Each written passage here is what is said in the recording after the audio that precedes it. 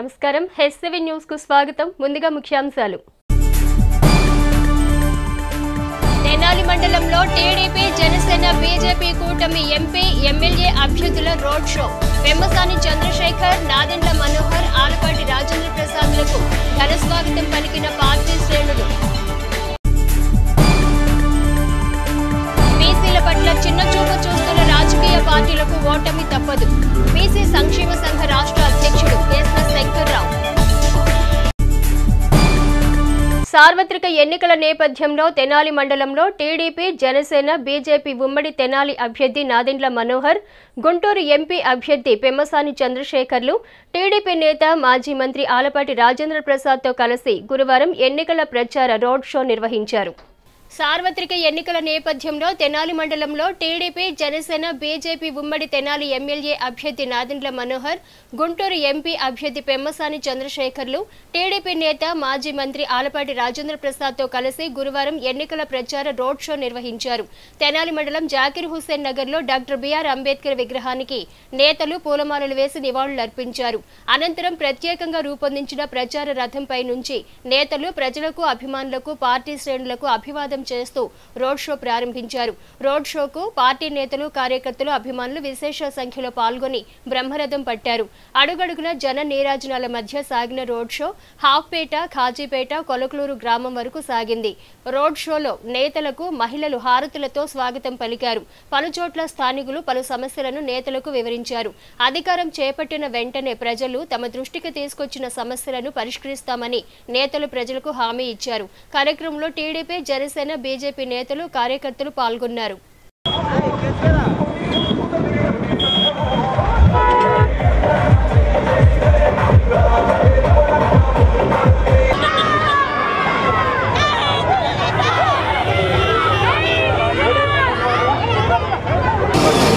మన పార్లమెంట్ అభ్యర్థి శ్రీ వెమ్మసాని చంద్రశేఖర్ గారు మన నియోజకవర్గంలో పర్యటిస్తూ ఉంటారు అనేక చోట్ల మీరు చూపించిన అభిమానం ప్రత్యేకంగా ప్రభుత్వం మార్పు కోసం మీరందరూ కూడా తీసుకున్న మంచి నిర్ణయం చాలా బలంగా క్షేత్రస్థాయిలో స్పష్టంగా కనపడుతుంది మన జీవితంలో మార్పు రావాలంటే ఈ ప్రభుత్వం పోవాలి ఎంతో మంది రైతులు మహిళలు యువత ఎదురు చూస్తున్నారు ఆ రోజు కోసం మన Telugu Desam party Janasena party Bharatiya Janata party కూటమిలో మనం చేయబోయే అనేక కార్యక్రమాలు సంక్షేమంతో పాటు అభివృద్ధి కార్యక్రమాలు అసలు ప్రతిరోజు మీరు ఆ రోడ్డు ఎట్లా ప్రయాణం చేస్తున్నారో చాలా సందర్భంలో నాకే అర్థం కాదు గతంలో మీకు కావాల్సిన అంతర్గత సిమెంట్ రోడ్లు కానివ్వండి రక్షణ మంచినీటి పథకం కానివ్వండి అదేవిధంగా కొల్లూరు దగ్గర మనం రైల్ ట్రాక్ మీద ఇచ్చిన ఫ్లైఓవర్ ఏ విధంగా ఈరోజు ఉపయోగపడుతుందో మీ అందరికీ తెలుసు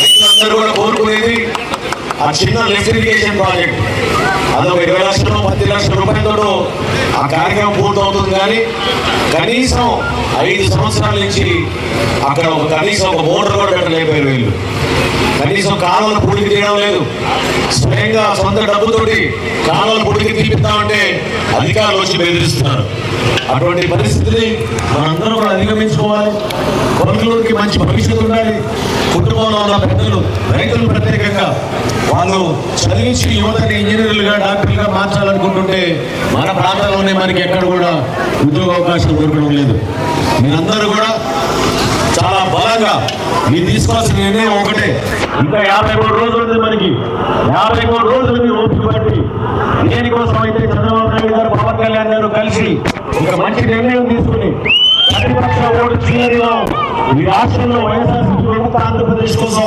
మనందరూ కూడా కృషి చేయాలని ఏదైతే ముందడుగు వేశారో దాని క్షేత్రస్థాయిలో తెలుగుదేశం పార్టీ కార్యకర్తలు నాయకులు అదేవిధంగా జనసేన పార్టీ కార్యకర్తలు నాయకులు భారతీయ జనతా పార్టీ నాయకులు కార్యకర్తలు కూడా అందరూ కూడా కలిసికట్టుగా ఒక ఉమ్మడి ప్రణాళికతోటి ప్రతిరోజు మేము ఓటు దగ్గరికి వెళ్ళి మనం చేయబోయే కార్యక్రమాల గురించి మన మంచి ఆలోచనల గురించి అభివృద్ధి కార్యక్రమాల గురించి మీ అందరూ కూడా ప్రజల్లోకి వెళ్ళాలి మనందరూ కూడా మీకున్న అభిప్రాయాలు సూచనలు సలహాలు తీసుకుని తప్పకుండా కొల్లూరు సర్పంచ్ గా ఎన్నికైన మంచి కష్టపడి పని పనికొచ్చిన మహిళ ఆమె కూడా మీరందరూ కూడా రాబోయే రోజుల్లో ఎటువంటి ప్రణాళిక సిద్ధం చేసుకుని మన ప్రాంతాన్ని అభివృద్ధి చేయాలో మీరు చెప్పండి, తప్పకుండా కలిసి పనిచేసుకుందాం అని చెప్పుకుంటూ బీసీలను చిన్నచూపు చూసిన రాజకీయ పార్టీలకు ఓటమి తప్పలేదని బీసీ సంక్షేమ సంఘ రాష్ట్ర అధ్యక్షులు కేసన శంకర్రావు తెలిపారు.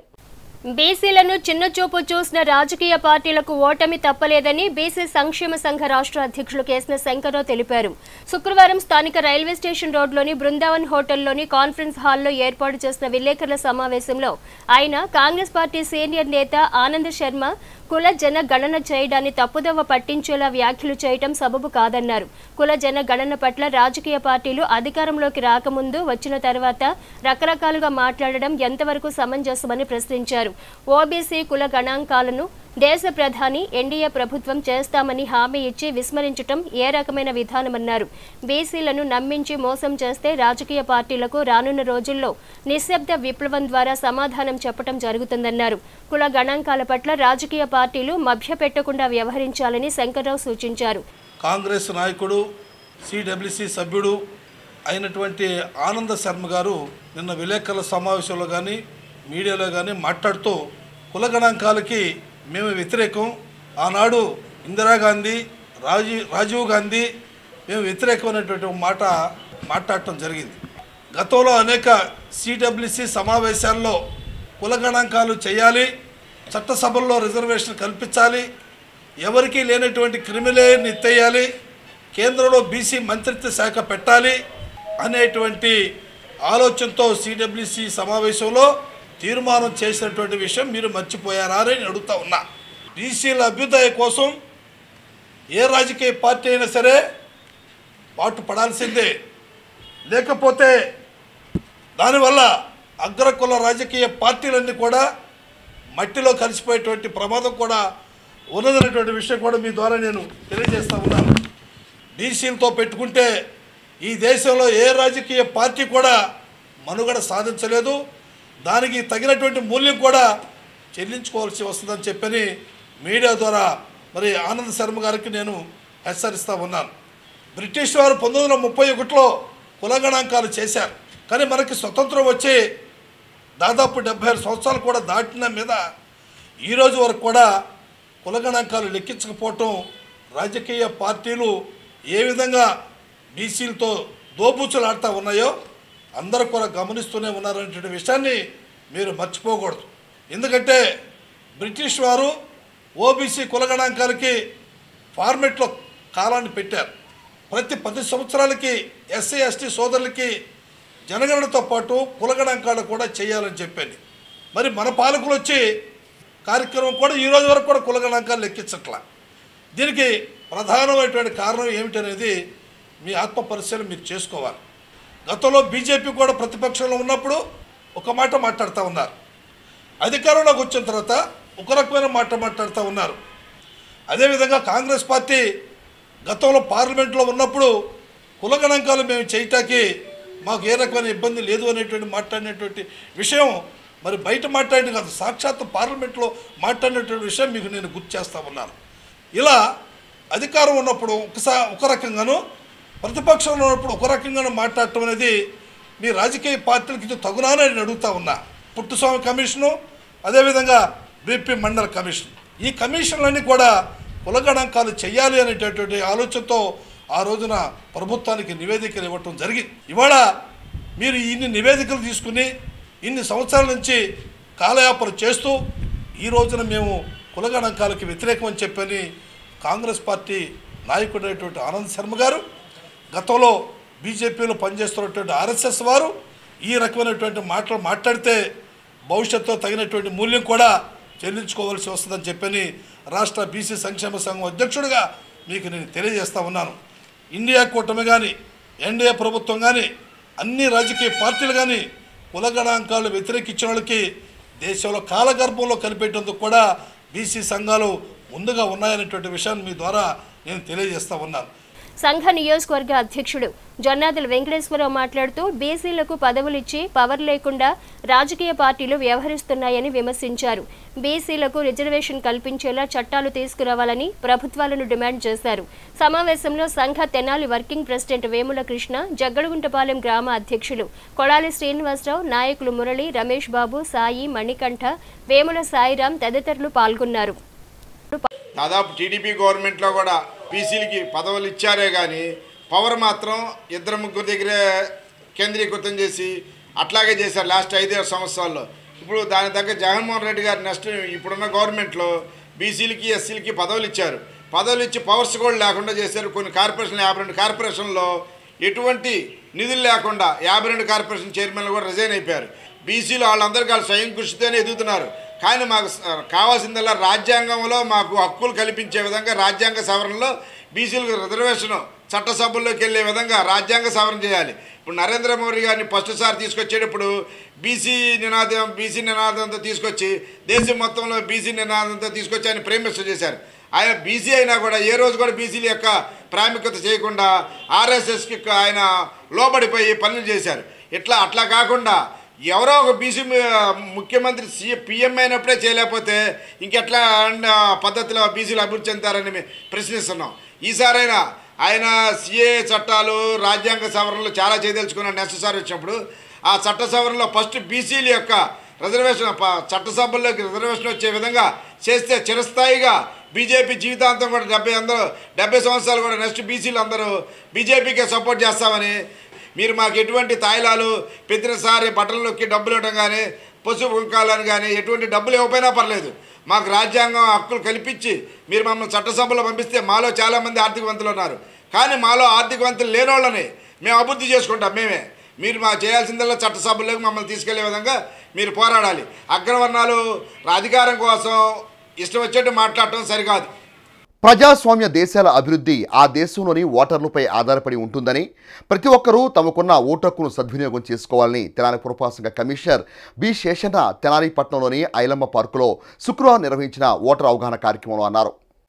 తెనాలి పురపాలక సంఘం వారి ఆధ్వర్యంలో శుక్రవారం తెనాలి రజిక చెరువు సమీపంలోని ఐలమ్మ పార్కు నందు స్వీప్ కార్యక్రమాన్ని శుక్రవారం నిర్వహించారు. ఈ కార్యక్రమంలో పాల్గొన్న తెనాలి పురపాలక సంఘ commissioner B Seshanna, 2 town C సుధాకర్లు మాట్లాడుతూ 18 ఏళ్లు నిండిన ప్రతి ఒక్కరూ ఓటు నమోదు చేయించుకోవాలని అన్నారు. భారత రాజ్యాంగం ప్రజలకిచ్చిన అత్యుత్తమమైన శక్తివంతమైన ఆయుధం ఓటు హక్కని అన్నారు. ఆ ఓటును ఎలాంటి ప్రలోభాలు లోను కాకుండా ఓటర్లు సద్వినియోగపరచుకోవాలని సూచించారు. ప్రజాస్వామ్యంలో ఓటుకి ఎంతో ప్రాధాన్యత ఉందని, ప్రజలను పరిపాలించే పాలకులను ప్రజలే ఎన్నుకోవడం జరుగుతుందని అన్నారు. ప్రజాస్వామ్య దేశాల అభివృద్ధి ఆ దేశంలోని ఓటర్లపై ఆధారపడి ఉంటుందని అన్నారు. అనంతరం ప్రజల చేత ప్రమాణం చేయించారు. ఈ కార్యక్రమంలో ఏసీపీలు అనుష, సుబ్బారావు, శానిటరీ ఇన్స్పెక్టర్ ఆకురాతి రామచంద్రరావు, మెప్మా మాధవరావు మరియు మెప్మా సిబ్బంది, తెనాలి పురపాలక సంఘ సిబ్బంది, వాకర్స్ తదితరులు పాల్గొన్నారు. చిన్నప్పుడు అంటూ ఉండేవాళ్ళు, అరే ఓటు హక్కు వినియోగించుకోవాలి, గవర్నమెంట్ మనం బతికున్నాము అనే లెక్క ఎక్కడ తెలియద్ది అని అంటే అది కేవలం ఓటేస్తేనే తెలిసిద్ది అని అంటూ ఉంటారు. కాబట్టి అది మీరు గుర్తుపెట్టుకోవాలి. ఇదివరకు అది బాగా ప్రచురంగా ఉండేది. మనది ప్రజాస్వామ్య దేశం, నియంతృత్వం కాదు. అందుకోసమనే ప్రజాస్వామ్య దేశంలో మనకి స్వేచ్ఛనివ్వడం జరిగింది. ఈ స్వేచ్ఛ ఎటువంటి స్వేచ్ఛ అంటే మనం ఏదైతే చేయాలి అనుకున్నది కూడా చేయలేని స్వేచ్ఛలో ఉన్నాం మనం. కాబట్టి కొన్ని అప్పుడప్పుడు అనిపించింది కొన్ని నియంతృత్వాలు కూడా ఉండాలి. ఎందుకంటే ఓటు రాజ్యాంగం కలిగించినటువంటి వజ్రాయుధం అని అందరం అంటున్నాం. కానీ వజ్రాయుధాన్ని వినియోగించుకోవాలని మాత్రం ఎవరు అనుకోవట్లేదు. దయచేసి అటక మీద ఓపులు పెట్టెలోనో జేబుల్లోనో మీ ఓటర్ స్లిప్ను తీసుకొని దయచేసి ఎవరు ఉంచుకోవద్దు. కొద్దిగా ఆ రోజు వరకు, ఏ రోజైతే ఓటర్ డేగా మనకు ప్రకటిస్తుందో ఎలక్షన్ కమిషన్ ఆఫ్ ఇండియా, మే 13 రోజు అందరం సిద్ధంగా ఉండాలి. సిద్ధంగా ఉండి ఈ రోజు మేము ఓటేస్తున్నాం, ఒక థ్రిల్ ఫీల్ అయ్యాలి అనే ఉద్దేశంతో ఉంటేనే రాబోయే తరాలు మనకి భవిష్యత్తు, పిల్లల భవిష్యత్తు, సొసైటీ కోసం, సొసైటీ భవిష్యత్తును దృష్టిలో పెట్టుకొని ఓటు పర్సంటేజ్ పెంచితే అభివృద్ధి చెందిన దేశాల జాబితాలో మనం చేరతాం. ఈ కార్యక్రమం ఏంటంటే ఇక్కడ ఉన్నటువంటి 18 ఇయర్స్ కంప్లీట్ అయినటువంటి ప్రతి ఒక్కరూ ఓటుగా నమోదు చేసుకోవాలి. ఇంకా ఎవరైనా కానీ ఓటర్గా నమోదు చేసుకొని వాళ్ళకి ఉంటే కనుక ఇంకొక 2-3 వారాల సమయం ఉంది, వాళ్ళు చేసుకోవచ్చు. ఇంకా కూడా ఉంది కాబట్టి సద్వినియోగపరచుకోవచ్చు. ఓటింగ్ ప్రక్రియకు సంబంధించినటువంటి ఆ కార్యక్రమాలన్నీ కూడా అధికార యంత్రాంగమైనటువంటి మేమందరం కూడా చేస్తున్నాం. ఎలక్షన్కి సంబంధించినటువంటి షెడ్యూల్ కూడా మనకు వచ్చింది, అనౌన్స్ అయింది. దాని ప్రకారంగా మే 11వ తారీఖున రాష్ట్రానికి లోక్సభకు ఒకేసారి ఎన్నికలు జరగబోతున్నాయి. అన్నీ అయినాక ఓటింగ్ ప్రక్రియకు వెళ్ళిపోతాం. ఈ విషయంలో మన పట్టణంలో దగ్గర 156,000 ఓట్లు ఉన్నాయి. అదేవిధంగా మీరందరూ కూడా గమనించుకోవాల్సిందంటే ఓటింగ్ ప్రక్రియలో రెండు విషయాలు చెప్తాను. ప్రతి ఒక్కరూ ఓటింగ్ ప్రక్రియలో పాల్గొనాలి.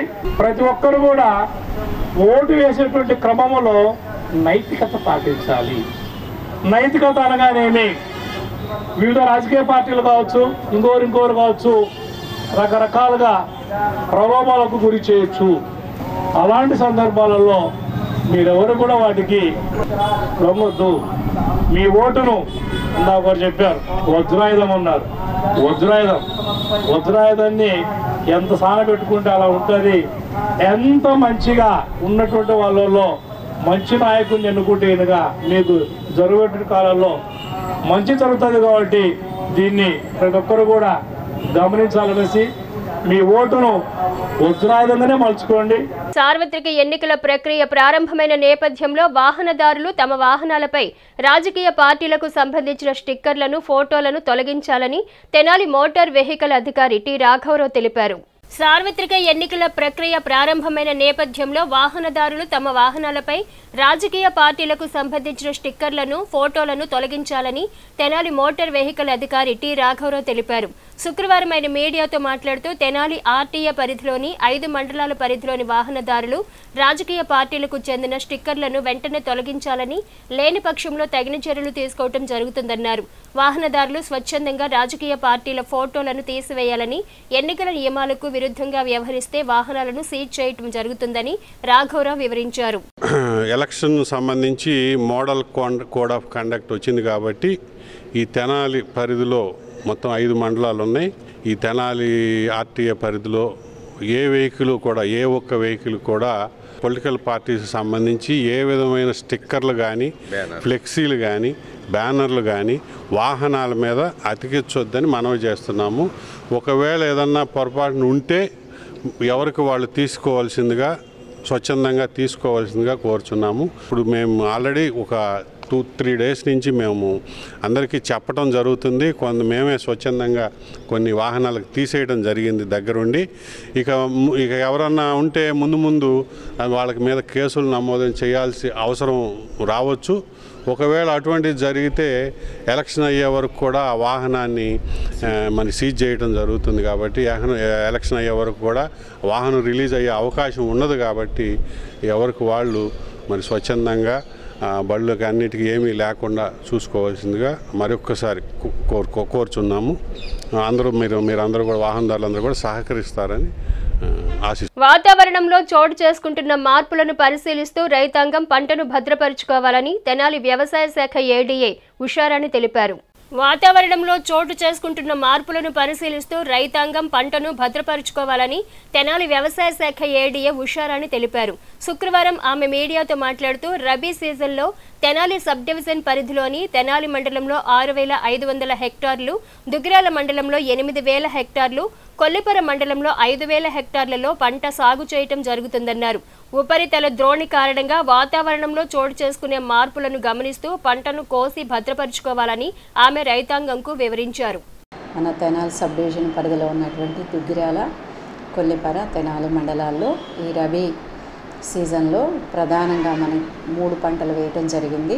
మొత్తం మీద మనకి తెనాలి మండలంలో 6,500 హెక్టార్లో పంటలు వేయటం జరిగింది.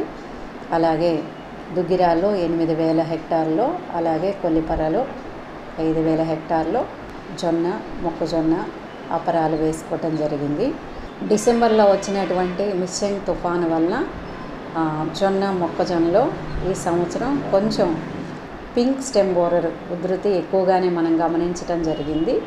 అలాగే రైతులు 3-4 దఫాలుగా ఈ పురుగుని కంట్రోల్ చేయడానికి రకరకాల పురుగు మందులను వాడారు. అలాగే ఫాలార్మేవామ్ కూడా చాలా తక్కువ ఇన్సిడెంట్స్ మనం అబ్జర్వ్ చేయటం జరిగింది. ఏది కూడా చేయి దాటి వెళ్లకుండా మరి నష్టపరిమితిలోపే ఈ పురుగులన్నిటినీ వాటి ఉధృతిని కంట్రోల్ చేసుకోవటం జరిగింది. ముఖ్యంగా అక్టోబర్లోనే ప్రభుత్వం సాగునీరు రబీ పంటలకు ఇవ్వమని చెప్పడం జరిగినప్పటికీ అనేక సందర్భాల్లో ఈ మాటలు మనం రైతాంగానికి తెలియచేసినప్పటికీ ఏమాత్రము వెందేయకుండా మరి మన 3 మండలాల్లో 8,500 హెక్టార్లలో జొన్న, 8,000 హెక్టార్లు మొక్కజొన్న, అలాగే దగ్గర 3,000 హెక్టార్ల అపరాలను సాగు చేయడం జరిగింది ఈ రబీ సీజన్లో. మరి ముఖ్యంగా ఈ నెల ఆఖరికి పులిపర్లో చాలా తక్కువ అపరాలు సాగు చేయడం జరిగింది. అయితే ఈ సంవత్సరం మనకి మార్కెట్ ధర బాగానే ఉంది, 7,500 నుండి, అంటే మనం గత నెలలో చూస్తే దగ్గరగా 10,000 ఉంది. కానీ ఇప్పుడు 7,500 నుండి 9,000 దాకా కూడా ఉంది మన జిల్లాలో చూసుకున్నట్లయితే. అయితే మొక్కజొన్నకి అలాగే జొన్నకి మన ప్రభుత్వం ఎంఎస్పి ధర ప్రకటించడం కూడా జరిగింది. కానీ బయట మార్కెట్ మాత్రం గత నెలలో 2,200 నుండి 2,300 దాకా ఉంది. ప్రస్తుతానికైతే 1950 నుండి ప్రారంభమైంది, కానీ ధర అయితే ఈ సంవత్సరం 2,300 దాకా బయట మార్కెట్ అనేది ఉంటుందనేది మన రైతుల యొక్క ఫీడ్బ్యాక్. కాబట్టి ఎక్కడ ఎటువంటి ఇబ్బందులకు గురి కాకుండా మరి తమ యొక్క పంట ఉత్పత్తుల్ని చక్కగా అమ్ముకోవటానికి అన్ని రకాల చర్యలు ప్రభుత్వం చేపట్టింది, సిద్ధం చేసింది. గత సంవత్సరంలో జరిగినటువంటి నష్టాన్ని దృష్టిలో పెట్టుకొని రైతులు ఎక్కడా కూడా మరి కొంచెం నిర్లక్ష్య ధోరణి వహించకుండా ఎప్పటికప్పుడు, ఎప్పుడు మనకి సడన్ రైన్స్ పడతాయో మనకు తెలియదు, ఫోర్కాస్ట్ అయితే ఉంది.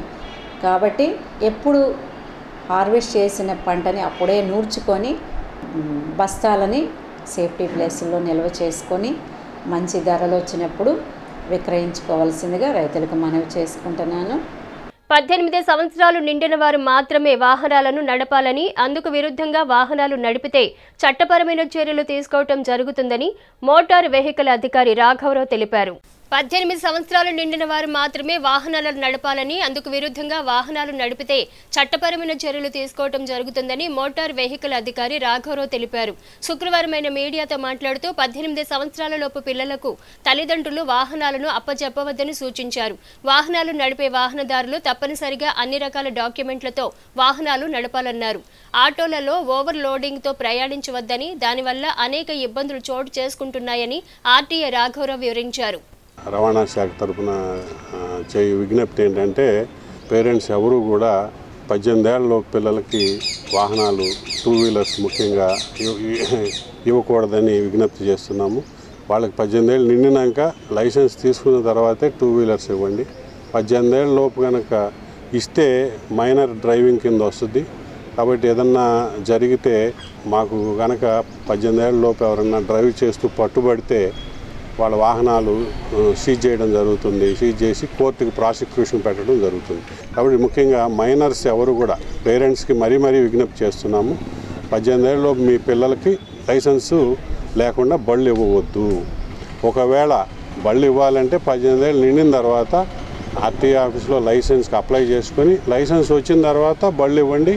అలాగే బండికి సంబంధించిన అన్ని డాక్యుమెంట్స్ తీసుకొని బళ్ళు ఇవ్వండి. అన్ని డాక్యుమెంట్స్ అంటే ఏంటంటే బండికి రిజిస్ట్రేషన్ సర్టిఫికేట్ ఉండాలి, డ్రైవింగ్ లైసెన్సు, ఇన్సూరెన్సు, పొల్యూషను, ఈ 4 కాకుండా హెల్మెట్ విధిగా ధరించేట్టు పేరెంట్స్ చూసుకోవాలి.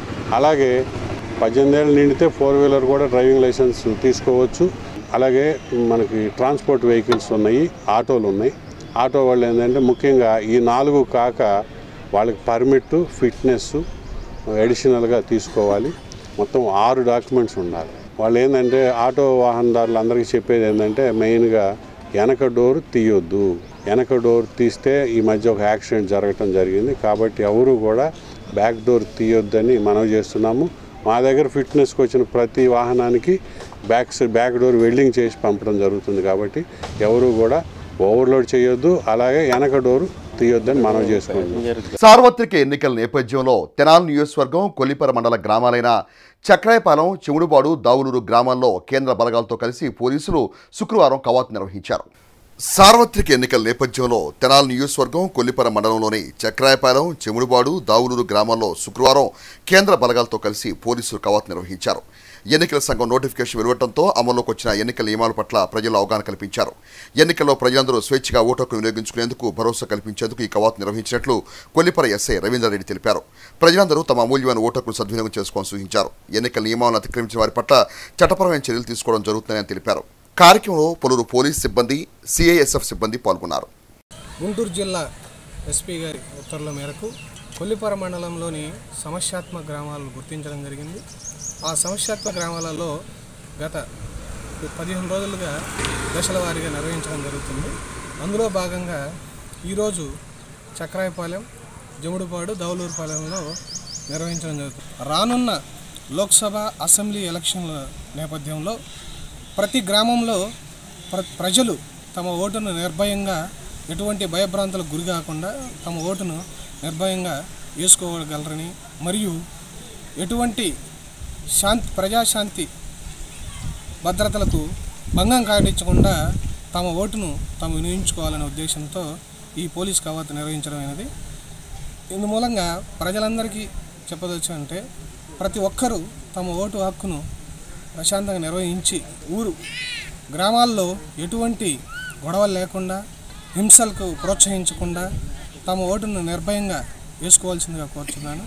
కార్పొరేట్ కంపెనీలు నేడు ఉద్యోగాల ఎంపికలో మార్కుల కన్నా కూడా కమ్యూనికేషన్ స్కిల్స్కి అత్యధిక ప్రాధాన్యతనిస్తున్నాయని, తదనుగుణంగా విద్యార్థులు తమ వ్యక్తిత్వ వికాస మరియు వృత్తి విద్యా నైపుణ్యాలను మెరుగుపరుచుకోవాలని ఉన్నతి ఫౌండేషన్ చేంజ్ మేకర్ ఎన్ విజయలక్ష్మి తెనాలి కొత్తపేటలోని ప్రియదర్శిని డిగ్రీ కళాశాలలో శుక్రవారం జరిగిన వ్యక్తిత్వ వికాస మరియు వృత్తి నైపుణ్య శిక్షణ తరగతుల ముగింపు కార్యక్రమంలో అన్నారు. తెనాలి కొత్తపేటలోని ప్రియదర్శిని డిగ్రీ కళాశాలలో గత 40 రోజులుగా జరుగుతున్న వ్యక్తిత్వ వికాస మరియు వృత్తి నైపుణ్య శిక్షణ తరగతుల ముగింపు కార్యక్రమం శుక్రవారం ఘనంగా జరిగింది. కళాశాల ప్రిన్సిపాల్ చిత్ర శ్రీనివాసరావు అధ్యక్షత వహించిన ఈ కార్యక్రమంలో స్టూడెంట్స్ చేంజ్ మేకర్ విజయలక్ష్మి మాట్లాడుతూ, మారుతున్న కాలానికి అనుగుణంగా విద్యార్థులు తమ వ్యక్తిత్వ మరియు వృత్తి నైపుణ్యాలను మెరుగుపరుచుకోవాలని అన్నారు. విద్యార్థుల ఉద్యోగ ఉపాధి అవకాశాల కల్పనకు ప్రియదర్శిని డిగ్రీ కళాశాల మేనేజ్మెంట్ సభ్యులు చూపుతున్న ప్రత్యేక శ్రద్ధ అభినందనీయమని అన్నారు. కళాశాల ప్రిన్సిపల్ చంద్ర శ్రీనివాసరావు మాట్లాడుతూ, ప్రస్తుతం ఉన్న ఉద్యోగ ఉపాధి అవకాశాలకు అనుగుణంగా విద్యార్థులకు కళాశాలలో ప్రత్యేక శిక్షణ తరగతులు నిర్వహించడం జరుగుతుందని అన్నారు. ఈ విద్యా సంవత్సరం కూడా ఇప్పటికే టీసీఎస్ కంపెనీలో 15 మంది విద్యార్థులు ఉద్యోగాలు సాధించడం హర్షణీయమని అన్నారు. రానున్న రోజుల్లో కూడా మరిన్ని ఉద్యోగాలు సాధించేలా విద్యార్థులకు మరికొన్ని ప్రత్యేక శిక్షణ తరగతులు నిర్వహిస్తున్నామని, ఈ అవకాశాన్ని విద్యార్థులంతా సద్వినియోగం చేసుకోవాలని సూచించారు. అనంతరం ఉన్నతి ఫౌండేషన్ ద్వారా కళాశాలలో శిక్షణ తరగతులు బోధించిన చేంజ్ మేకర్ ఎన్ విజయలక్ష్మిని కళాశాల మేనేజ్మెంట్ పక్షాన ఘనంగా సత్కరించారు. ఈ కార్యక్రమంలో కళాశాల కంప్యూటర్ శాఖాధిపతి శ్రీసుధ, అధ్యాపకులు నయాబ్ రసూల్, సూపరింటెండెంట్ అడుచుమని జగన్మోహన్ రావు మరియు విద్యార్థులు పాల్గొన్నారు. నాలెడ్జ్ ఉండాలి, దానికన్నా కూడా ఎక్కువగా ఏముండాలంటే స్కిల్స్ ఉండాలి, కమ్యూనికేషన్ స్కిల్స్ ఉండాలి, ఎదుటి వాళ్ళతో మాట్లాడే అని తెలియాలి. నాకున్న పేరు ఏంటంటే ఆ పిల్లలకి బాగా ఏదో ఒకటి జరగాలి, వాళ్ళకి ఏదో ఒక మంచి జరగాలనే ఒక ఆలోచన విధానం. అది సరిగా జరగనప్పుడు కొంచెం ఫీల్ అవుతాం. ముఖ్యాంశాలు మరోసారి. తెనాలి మండలంలో టీడీపీ, జనసేన, బీజేపీ కూటమి ఎంపీ, ఎమ్మెల్యే అభ్యర్థుల రోడ్ షో. పెమ్మసాని చంద్రశేఖర్, నాదెండ్ల మనోహర్, ఆలపాటి రాజేంద్ర ప్రసాద్లకు ఘన స్వాగతం పలికిన పార్టీ శ్రేణులు. బీసీల పట్ల చిన్నచూపు చూస్తున్న రాజకీయ పార్టీలకు ఓటమి తప్పదు. బీసీ సంక్షేమ సంఘ రాష్ట్ర అధ్యక్షుడు కేఎస్ శంకర్రావు. హెచ్సివి న్యూస్ ను ప్రేక్షకులు యూట్యూబ్ లో తెనాలి హెచ్సివి న్యూస్ అని టైప్ చేసి సబ్స్క్రైబ్ చేసి వీక్షించవచ్చు. హెచ్సివి న్యూస్ సమాప్తం. నమస్కారం.